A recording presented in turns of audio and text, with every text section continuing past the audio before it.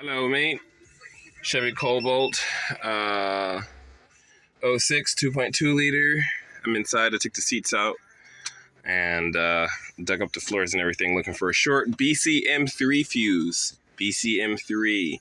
The 30 amp fuse keeps blowing, right? Replaced all the blower motor, resistor, all the stuff, the actuators, all that stuff. Don't do that. Don't do that. We're gonna I found the short. The short is right here, just in case this video ends on me again. I'm gonna show you this short. It's right there, and it's coming out of this guy right here, this plug, and this is the wire that connects to that plug. That was that.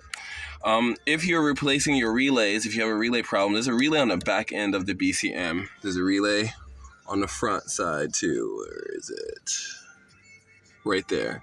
So you have a relay in the front. See, I replaced that one, and I didn't replace that one, but it didn't matter anyway because that wasn't the problem. This is the case you're trying to replace relays first.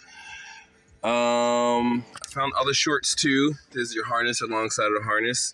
The best way to test it is use one of these test lights. Use it on the BCM fuse. Remove your fuse. Connect the clip to the positive side and connect this to your fuse.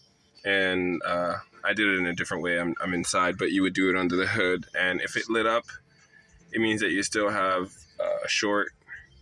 So disconnect that, keep that connected under your hood and play around with your wires until that light turns off. And that's a good way to find it. And what I did was I kept unplugging things. So unplugged all the heater core and the resistor, plugged all the actuators, unplugged everything I can actually. And then I came down here to unplug the BCM.